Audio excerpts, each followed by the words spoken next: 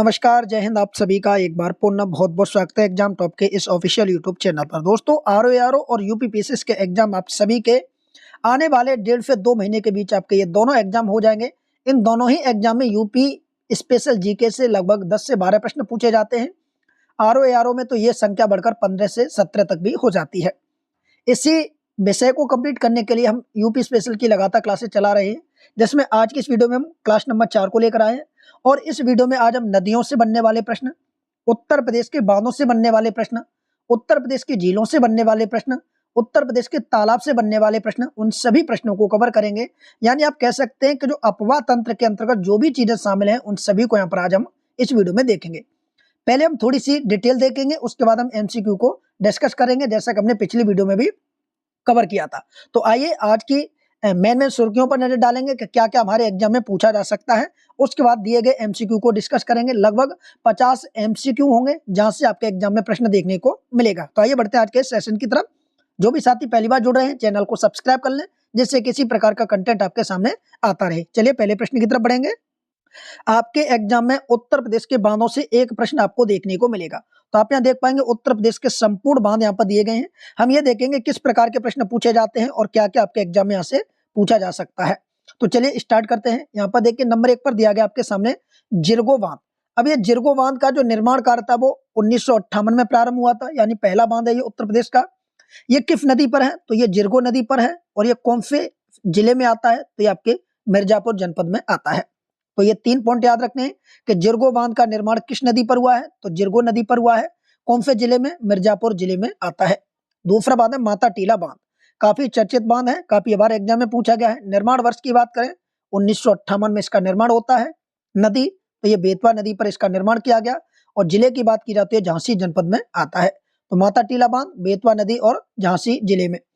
अगला बांध है रेहंद बांध, जिसे गोविंद वल्लभ पंत सागर के नाम से भी जानते हैं। रेहंद बांध, इसका निर्माण 1962 में होता है। हालांकि निर्माण वर्ष आपसे कम पूछेगा, सर्वाधिक पूछेगा नदी का नाम, यानी रेहंद नदी पर, और जिले का नाम मिर्जापुर जिला।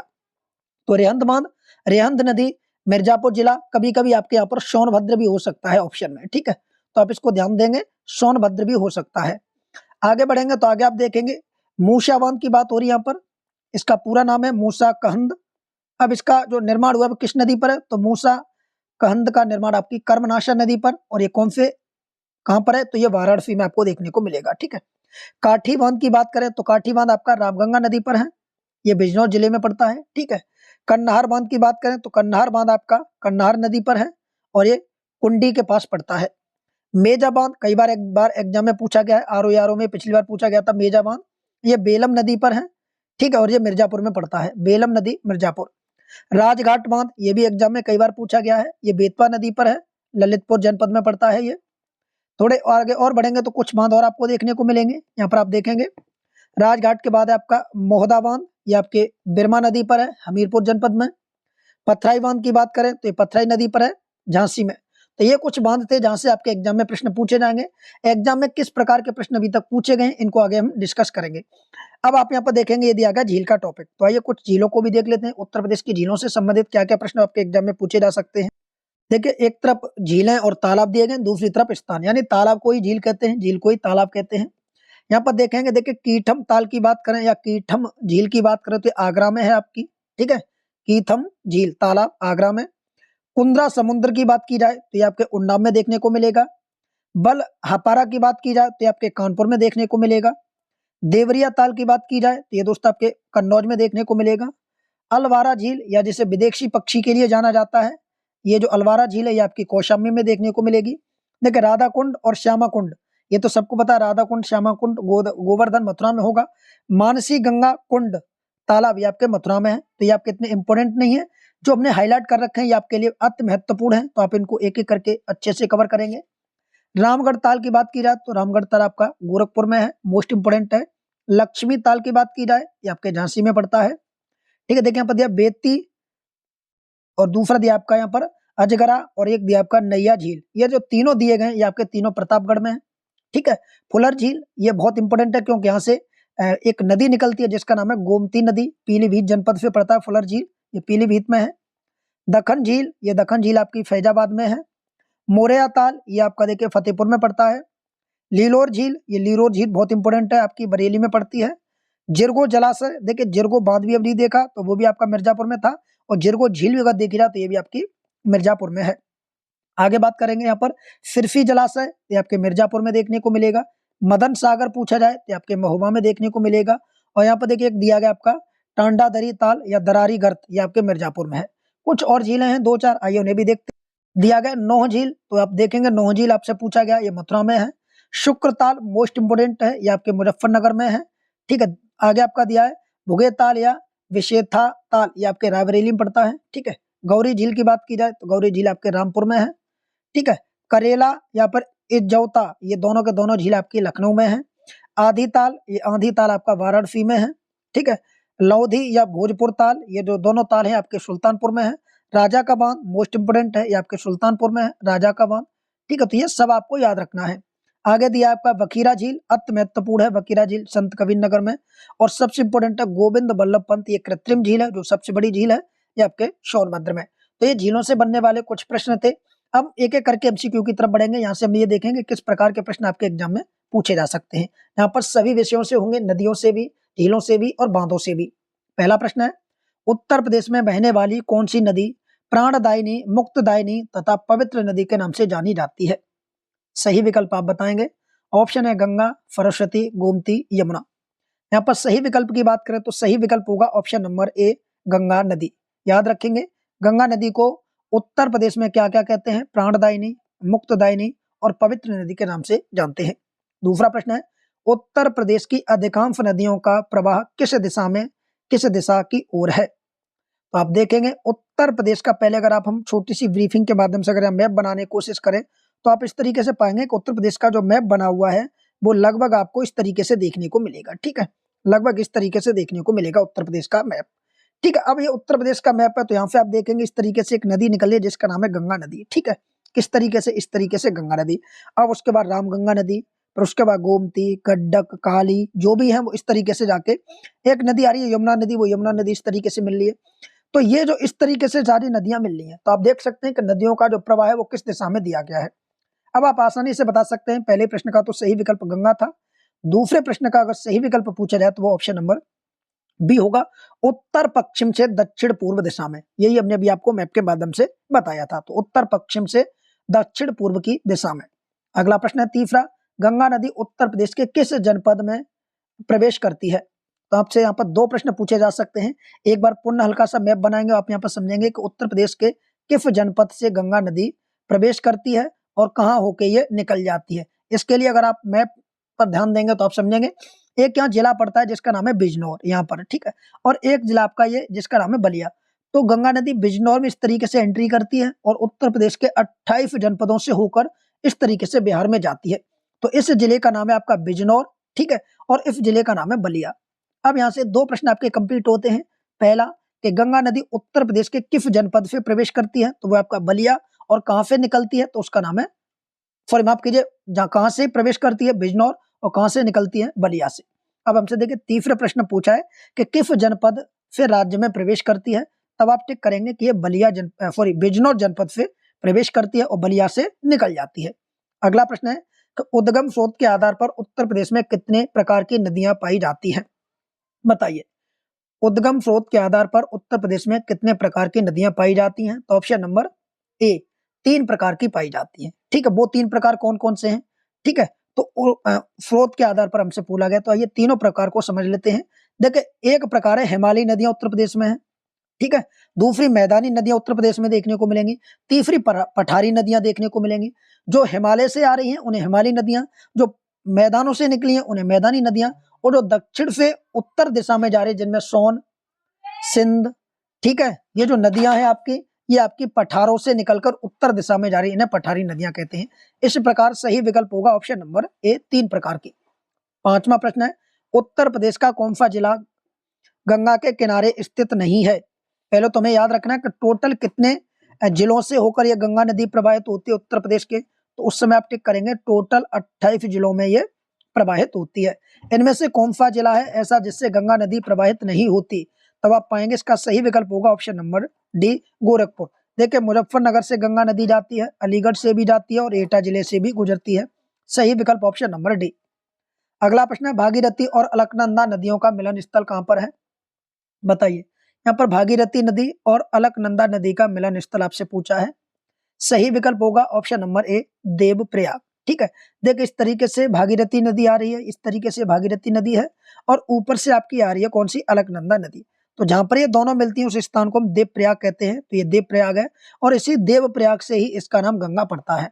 तो सही विकल्प होगा ऑप्शन नंबर ए देवप्रयाग। 7वां प्रश्न है जैन धर्म का सुप्रसिद्ध पर्यटन स्थल कंपिल किस नदी के किनारे है? बताइए। ये कंपिल जो शहर है ये किस नदी के किनारे है? दोस्तों इस वीडियो को पूरा देखिए, आपका एक भी डाउट नहीं बचेगा जो आप बाद में हमसे पूछ सके। ठीक है, अगर फिर भी कोई डाउट रहता है तो कमेंट करके जरूर पूछ सकते हैं। इस वीडियो में हम नदियों, बांधों और झीलों से बनने वाले सभी प्रश्नों को कवर करेंगे डिटेल के माध्यम से। बताइए कंपिल किस नदी के किनारे स्थित है? सही विकल्प होगा ऑप्शन नंबर ए ये आपका पड़ेगा गंगा नदी के किनारे। ठीक है, गंगा नदी के किनारे। अगला प्रश्न 8वां परीक्षा बांध किस नदी पर स्थित है? मोस्ट इंपोर्टेंट प्रश्न है 8वां कि परीक्षा बांध किस नदी के तट पर स्थित है? सही विकल्प होगा बेतवा नदी के तट पर, ऑप्शन नंबर ए। इसी क्रम में अगला प्रश्न है गंगा का उद्गम कहां से माना जाता है? दोस्तों याद रखेंगे गंगा नदी का जो उद्गम है वो गंगोत्री ग्लेशियर से माना गया है। तो ऑप्शन नंबर क्या हो जाएगा? सी इसका सही विकल्प होगा, गंगोत्री ग्लेशियर से। अगला प्रश्न है गंगा कार्य योजना के लिए केंद्रीय गंगा प्राधिकरण कब स्थापित किया गया? बताइए। 10वां प्रश्न सही विकल्प होगा ऑप्शन नंबर बी 1985 में। याद रखेंगे केंद्रीय गंगा प्राधिकरण कब आया? तो आया आपका 1985 में। अगला प्रश्न 11 भारत की सबसे बड़ी प्रवाह युक्त नदी है? बताइए। भारत की सबसे बड़ी प्रवाह युक्त नदी है, इसका सही विकल्प होगा ऑप्शन नंबर सी गंगा नदी। याद रखेंगे भारत की सबसे बड़ी प्रवाह युक्त नदी गंगा नदी। अगला प्रश्न उत्तर प्रदेश का त्रिवेणी संगम निम्नलिखित नदियों में से किसके संगम पर स्थापित है? बताइए। निम्नलिखित में से किन नदियों के संगम पर स्थापित है? तो आप सभी को पता त्रिवेणी कहां पर बनती है? इलाहाबाद में। इलाहाबाद में कौन सी नदी है? Ganga Yamuna Saraswati, option number B. Ganga Yamuna Saraswati, option number B. अगले प्रश्न की तरफ बढ़ेंगे। अगला प्रश्न है 13वां के रुकुमकोट के निकट निम्न में से कौन सी नदी निकलती है? पीछे इसका पूछा हुआ प्रश्न है रुकुमकोट के निकट से कौन सी नदी निकलती है? सही विकल्प होगा ऑप्शन नंबर डी राप्ती नदी। राप्ती नदी के किनारे ही आपका गोरखपुर शहर बना हुआ है। ठीक है, गोरखपुर शहर बना हुआ है। तो ये आपसे पूछ सकता है कि गोरखपुर शहर किस नदी के तट पर है? राप्ती नदी के तट पर। और इसका जो उद्गम होता है वो किसके निकट से होता है? रुकुमकोट के निकट से। यहाँ पर 14वां प्रश्न आपके सम्मुख है उत्तर प्रदेश में स्थित अयोध्या नगर किस नदी के किनारे बसा है? काफी चर्चित नगर है, तो इसका सही विकल्प होगा सरयू नदी के तट पर। ठीक है, अयोध्या किस नदी के तट पर है? तो सरयू नदी के तट पर है। अगला प्रश्न है देखिए 15वां कि यमुना नदी उत्तर प्रदेश में कहां से प्रवेश करती है? ये प्रश्न अभी हम देख चुके हैं। यमुना नदी माफ कीजिए वो गंगा नदी का था, अब पूछा गया यमुना नदी। तो यमुना नदी उत्तर प्रदेश में सहारनपुर से प्रवेश करती है। तो ऑप्शन नंबर ए इसका सही विकल्प होगा। ठीक है, 16वां प्रश्न है कि यमुना नदी का उद्गम कहां से हुआ है? तो गंगा नदी का उद्गम गंगोत्री ग्लेशियर से होता है, वहीं यमुना नदी का उद्गम यमुनोत्री ग्लेशियर के बंदरपूछ श्रेणी से होता है, अर्थात ऑप्शन नंबर सी इसका सही विकल्प होगा। यमुना नदी का उद्गम बंदरपूछ श्रेणी। अगला प्रश्न है रामगंगा नदी का उत्तर प्रदेश के किस जनपद से राज्य में प्रवेश होता है? या 3 नदियां पूछी जाएंगी। एक आपसे देखिए गंगा पूछी जाएगी कि गंगा का कहां से प्रवेश होता है, तब आप टिक करेंगे बिजनौर से होता है। कहां से होता है? तब आप टिक करेंगे बिजनौर से होता है। फिर पूछेगा यमुना, कि यमुना का कहां से होता है? तो यमुना का सहारनपुर से होता है। फिर पूछेगा रामगंगा, कि रामगंगा नदी का उद्गम कहां से होता है? तब आप याद रखेंगे रामगंगा नदी का जो उद्गम होता है वो आपके बिजनौर से होता है। तो ऑप्शन नंबर बी गंगा और रामगंगा दोनों का ही उद्गम आपका बिजनौर से होता है। देखिए गंगा का और रामगंगा का दोनों का बिजनौर से होता है। यमुना की बात की जाए तो इसका सहारनपुर से होता है।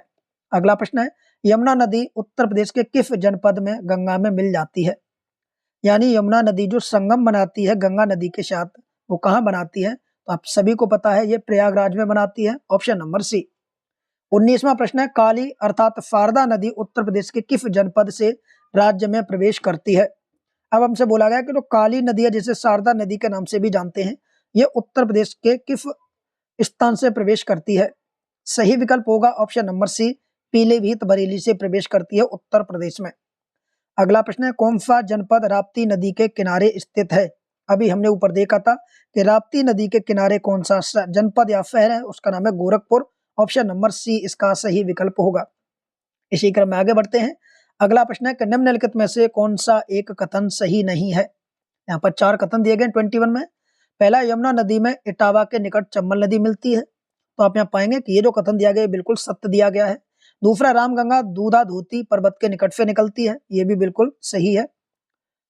यहाँ हमसे बोला कौन सा कथन सही नहीं है। अगला है रामगंगा की कुल लंबाई 690 किलोमीटर है, ये भी बिल्कुल कथन सही है।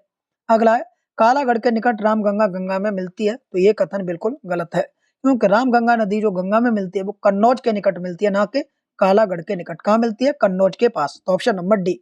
अगला प्रश्न है निम्न में से कौन सा नगर गंगा के किनारे स्थित नहीं है। देखिए नहीं शब्द दिया है। देखिए वाराणसी गंगा के किनारे है, हरिद्वार गंगा के किनारे है, कानपुर गंगा के किनारे है, लखनऊ गलत हो जाएगा, क्योंकि लखनऊ जो दिया गया है वो गोमती नदी के किनारे दिया गया है। किस नदी के किनारे दिया गया है? तो दोस्तों याद रखेंगे लखनऊ शहर गोमती नदी के किनारे दिया गया है। ठीक है, ऑप्शन नंबर डी। अगला विकल्प है उत्तर प्रदेश की प्रमुख नदियों का घटता क्रम है, या लंबाई के आधार पर आपसे घटता हुआ क्रम पूछा है।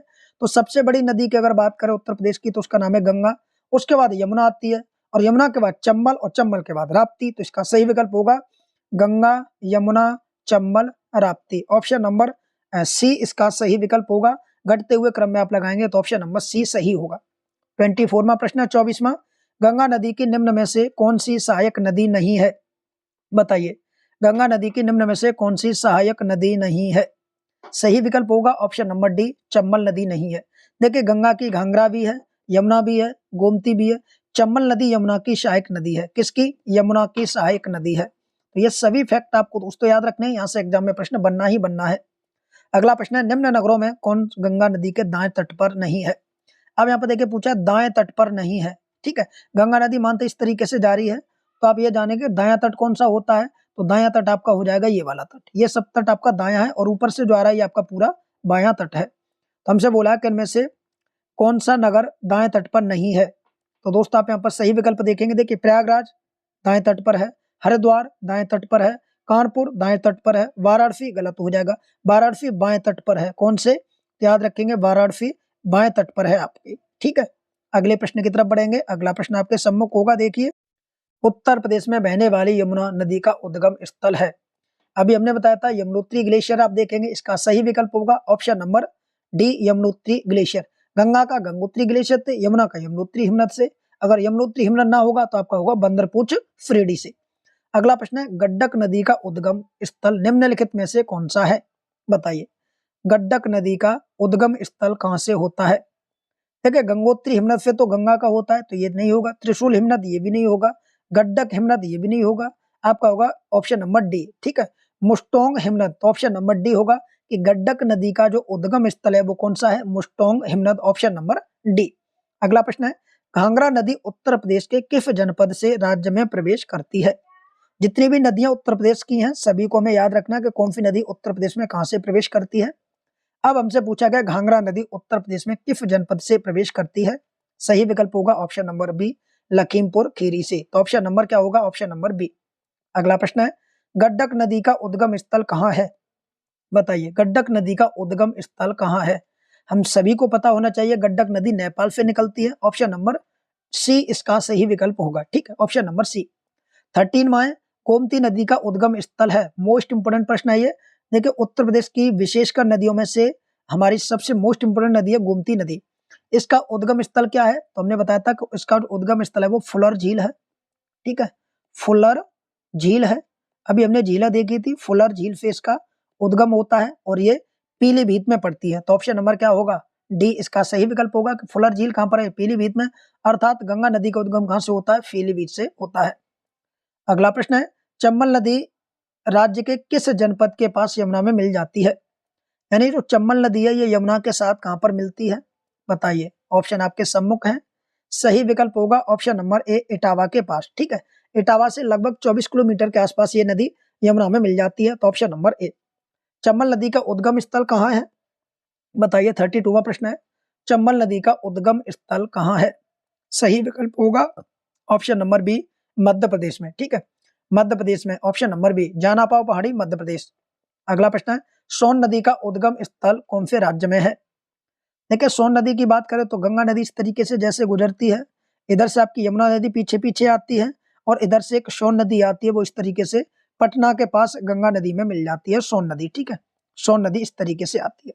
अब हमसे बोला कि सोन नदी का जो उद्गम है वो कहाँ से हुआ है या कौन से राज्य से, तो ये राज्य कौन सा होगा, ये सबको पता है, ये मध्य प्रदेश होगा। ऑप्शन नंबर बी इसका सही विकल्प होगा। अगला प्रश्न आपके सम्मुख है केन नदी किस जनपद में यमुना में मिल जाती है। एक तो याद रखना केन किसकी सहायक नदी है, तो ये यमुना नदी की सहायक नदी होगी। अब यमुना में कहां पर मिलती है ये केन नदी, तो दोस्त याद रखेंगे बांदा के पास मिलती है। ऑप्शन नंबर डी इसका सही विकल्प होगा। ठीक है, अगला प्रश्न है 35वां निम्नलिखित में से कौन सा युग्म सुमेलित नहीं है, बताइए कौन सा युग्म सुमेलित नहीं है। देखिए बिठुर नगर की बात करो तो गंगा नदी के किनारे दे रहा है, तो ये आपका कौन सा हो जाएगा, बिल्कुल सही हो जाएगा। बिठुर कानपुर के पास ही है, ये गंगा नदी के तट पर है। ठीक है, गोरखपुर राप्ती नदी के किनारे है, ये बिल्कुल सही है। ठीक है, ये भी बिल्कुल आपका सही हो जाएगा। कौशाम्बी यमुना नदी के किनारे, ये भी आपका सही है। जौनपुर सही नदी दे रहा है, ये गलत हो जाएगा क्योंकि जौनपुर आपका सही नदी के तट पर नहीं है, जौनपुर आपका गोमती नदी के तट पर है। किसके, गोमती नदी के तट पर है। इस प्रकार ऑप्शन नंबर सी गलत है। अगला प्रश्न है उत्तर प्रदेश व मध्य प्रदेश सरकार के बीच किन दो नदियों को जोड़ने संबंधी समझौता हुआ है। दोस्तों ये चर्चित नदियां कैन बेतवा लिंक परियोजना के नाम से मैंने जानते हैं, तो ऑप्शन नंबर डी इसका सही विकल्प होगा। कैन व बेतवा लिंक परियोजना के नाम से जानते हैं, ऑप्शन नंबर डी। अगला प्रश्न है दक्षिण से आकर भारत गंगा में मिलने वाली दो महत्वपूर्ण नदियां कौन सी हैं। तो आप इस तरीके से देखेंगे, ये जो गंगा नदी गुजर रही है इस तरीके से, इधर से देखिए यमुना आ रही है इसी के पीछे पीछे, तो ये तो दक्षिण से नहीं होगी, दक्षिण से होती इस तरीके से आकर मिलने वाली, जिसमें एक तो आपकी सोन नदी हो जाएगी क्योंकि गंगा में मिलने वाली नदियों की बात की गई है। एक तो आपकी सोन नदी हो जाएगी और एक नदी और आ रही है उसका नाम है टोम्फ नदी। ठीक है, कौन सी नदी, टोम्फ नदी। तो इसका सही विकल्प होगा ऑप्शन नंबर सी टोन्स और सोन नदी। ऑप्शन नंबर सी इसका सही विकल्प होगा। अगले प्रश्न की तरफ चलेंगे। अगला प्रश्न आपके सम्मुख है उत्तर प्रदेश की प्रमुख नदियों और उनके उद्गम स्थल के जोड़े दिए जा रहे हैं, गलत जोड़ा बताइए। इनमें से गलत जोड़ा आपको बताना है। देखिए गंगा का जो उद्गम है गंगोत्री ग्लेशियर से हुआ है, बिल्कुल सही है। यमुना का उद्गम यमुनोत्री ग्लेशियर से हुआ है, ये भी बिल्कुल सही है। ठीक है, फारदा का जो उद्गम है वो कोडियाला से हुआ है, ये गलत हो जाएगा। घाघरा का मानच्याचुंग से, ये बिल्कुल सही है। तो ऑप्शन नंबर सी इसका गलत विकल्प हो जाएगा, ऑप्शन नंबर सी गलत। अगला फुलर झील भारत के किस राज्य में स्थित है। अभी हमने देखा था कि फुलर झील से गोमती नदी का उद्गम होता है और फुलर झील उत्तर प्रदेश के पीलीभीत जनपद में आती है, तो ऑप्शन नंबर सी इसका सही विकल्प हो जाएगा। अगला प्रश्न है निम्न में से किस नदी को राष्ट्रीय जलमार्ग संख्या 1 के रूप में प्रयुक्त किया जा रहा है, बताइए किस नदी को प्रयोग किया जा रहा है। तो देखिए NW1 कहा जाता है इसको, NW1 यानी नेशनल वाटरवे संख्या 1। ये कहां से कहां तक है, तो ये इलाहाबाद से प्रारंभ होती है, ये संख्या इलाहाबाद से प्रारंभ होती है और ये हल्दिया तक जाती है। कहां तक जाती है, तो ये हल्दिया तक जाती है। हल्दिया कहां पड़ता है, तो ये हल्दिया कोलकाता में पड़ता है, इलाहाबाद यूपी में पड़ता है। ठीक है, तो ये नदी का नाम है गंगा नदी। ऑप्शन नंबर ए इसका सही विकल्प होगा। अगला प्रश्न है उत्तर प्रदेश में बहने वाली घाघरा नदी को नेपाल में क्या कहते हैं। यानी उत्तर प्रदेश में तो घाघरा को घाघरा के नाम से जानते हैं, नेपाल में इस नदी को किस नाम से जानते हैं। तो दोस्तों याद रखेंगे नेपाल में इसको करडाली नदी कहा जाता है, ऑप्शन नंबर सी। अगला प्रश्न है उत्तर प्रदेश की सीमा के अंदर गंगा से कौन कौन सी नदियां आकर मिलती हैं, बताइए उत्तर प्रदेश की सीमा के अंदर गंगा से कौन कौन सी नदियां आकर मिलती है। पहला यहाँ पर दिया गया देखो ऑप्शन यमुना, गंगा, यमुना, रामगंगा और गोमती, तो बिल्कुल सही है। यमुना भी उत्तर प्रदेश में मिलती है, रामगंगा भी और गोमती भी, ये तीनों ही नदी आपके उत्तर प्रदेश में मिलती हैं, तो ऑप्शन नंबर ए। अगला प्रश्न है यहाँ पर दिया गया देखिए उत्तर प्रदेश की निम्न नदियों में से किसका उद्गम हिमालय से नहीं होता है, क्योंकि नहीं शब्द का प्रयोग हुआ है, पीसीएस का पूछा हुआ प्रश्न है। देखिए गोमती नदी की अगर बात करें तो इसका उद्गम हिमालय से नहीं होता, ये पीलीभीत जनपद से होता है। रामगंगा नदी की अगर बात करें यहाँ पर, तो रामगंगा नदी का जो उद्गम है वो भी आपका हिमालय से नहीं होता। पूछा हिमालय से नहीं होता, माफ कीजिए हिमालय से नहीं होता। ठीक है, बताइए हिमालय से नहीं होता। और आपकी नजर में आ रही बेतवा नदी की अगर बात करें यहाँ पर आप देखेंगे तो जो बेतवा नदी का जो उद्गम है ये भी आपका हिमालय से नहीं होता। रामगंगा का हिमालय से होता है, शारदा का हिमालय से होता है। आप ये देख रहे दक्षिण की तरफ से जो गंगा में मिलेगी उसका उद्गम हिमालय से नहीं होगा। तो इसका सही विकल्प क्या होगा? एक तो 1 होगा और एक होगा आपका 3, यानी ऑप्शन नंबर सी सही विकल्प होगा। ये 2 नदियाँ आपकी हिमालय से नहीं निकलती। अगला प्रश्न है, उत्तर प्रदेश में बहने वाली पवित्र नदी गंगा किन नदियों के मिलन से बनती है? हम ये 2 बार बता चुके हैं कि इसमें एक तो अलकनंदा नदी का बहुत बड़ा योगदान है गंगा को बनाने में और दूसरा आपका भागीरथी नदी का। तो सही विकल्प होगा ऑप्शन नंबर ए, अलकनंदा एवं भागीरथी नदियों के मिलने से ही गंगा नदी का उद्गम हुआ है। ठीक है, और ये जो गंगा नदी का जो नाम पड़ता है ये आपके ऋषिकेश के पास आके पड़ता है। ठीक है, हरिद्वार से थोड़ा ऊपर आप जाएंगे तो वहां पर इन गंगा और अलकनंदा और भागीरथी नदी का उद्गम हुआ। इस तरीके से अलकनंदा आ रही है, इधर से आपकी अलकनंदा और इधर से आपकी भागीरथी आ रही है। इन दोनों के यहाँ पर मिलने के बाद गंगा नदी का नामकरण गंगा पड़ता है। तो सही विकल्प ऑप्शन नंबर ए इसका हो जाएगा। तो ये तो थे दोस्तों यूपी की नदियों से, झीलों से, बाढ़ों से, तालाबों से बनने वाले मोस्ट इंपोर्टेंट प्रश्न। इन्हीं प्रश्नों में से आपके आरओ पीसी जैसे एग्जाम में आपको प्रश्न देखने को मिल जाएंगे। वीडियो कैसा लगा कमेंट करके जरूर बताएं। वीडियो को आगे भी जारी रखेंगे। उत्तर प्रदेश के जितने भी वीडियो हैं सभी आपको इसी प्रकार से मिलते रहेंगे और एक बहुत बड़ी मैराथन यूपी की आएगी जिसमें लगभग 500 प्रश्न होंगे। इन 500 प्रश्नों में एक भी प्रश्न आपका छूटेगा नहीं। बच्चे कुछ जैसे भी प्रश्न होंगे PYQ के आने वाले भविष्य को देखकर सभी प्रकार के प्रश्नों को उसमें समाहित किया जाएगा। तो आप सभी लोग चैनल को सब्सक्राइब कर लें जिससे कि इस प्रकार के कंटेंट से आप वंचित ना हो पाए और समय पर आपको कंटेंट मिले और आपकी तैयारी नई दिशा की तरफ जा सके। वीडियो देखने के लिए आप सभी का बहुत बहुत धन्यवाद। जिन्होंने अभी तक चैनल को सब्सक्राइब नहीं किया है सभी साथी, सभी बड़े भाई, सभी सिस्टर इस चैनल को सब्सक्राइब जरूर करें। Thank you. जय हिंद।